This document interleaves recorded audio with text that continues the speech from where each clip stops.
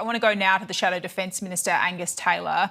Angus, thanks for your time. I just wanted to start with your reaction, though. The Prime Minister had not attended a funeral for one of the Bondi victims up until today. He had said previously he would attend if he was invited. Your reaction?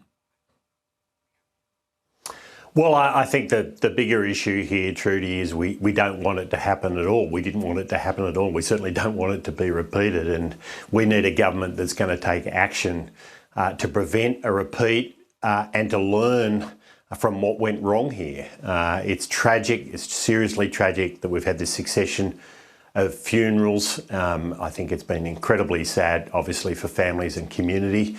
And most importantly, now we've got to learn what went wrong and how to avoid it in the future, and that means having a Royal Commission. It seems like the Prime Minister is about to do a U-turn and greenlight that Royal Commission. I'm told it's not likely to happen today, that in terms of that announcement. If it does happen, though, will you give the Prime Minister credit for listening to the community and changing his mind, despite mounting multiple differing reasons as to why one shouldn't have happened?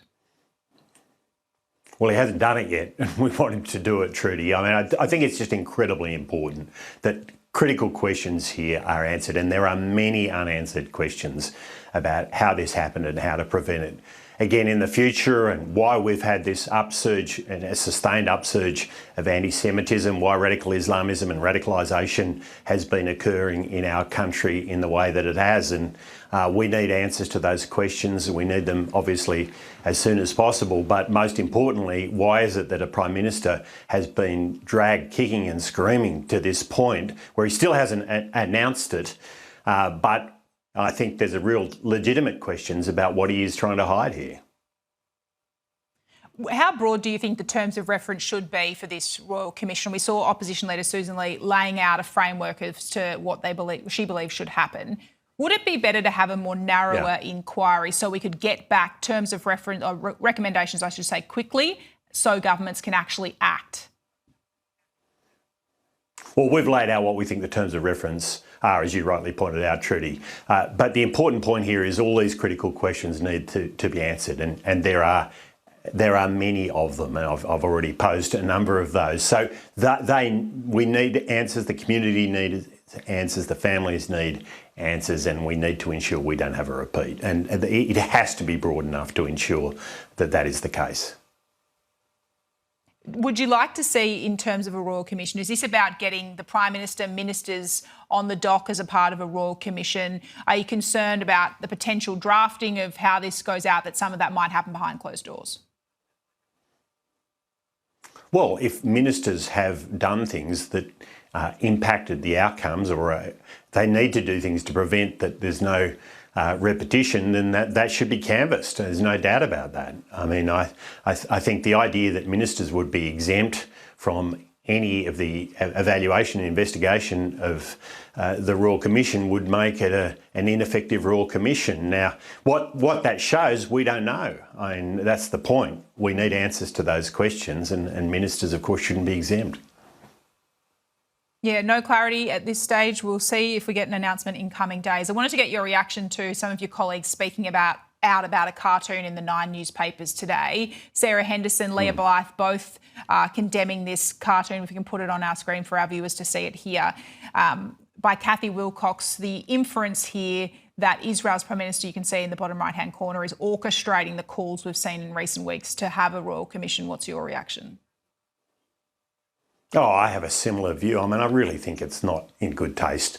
And frankly, it is in line with sort of the anti-Semitism we've seen over long periods of time, where there's this idea that there's sort of puppet master approach by Israel, or in this case, the Prime Minister of Israel. Seriously, I mean, we don't need this kind of contribution right now. We need, as a country, to condemn universally the anti-Semitism that we have seen since October 7, and to be honest, we've seen some of it before then for many, many years, but it needs to be condemned unconditionally, and we need to deal with the radical Islamism that has led to this kind of outcome.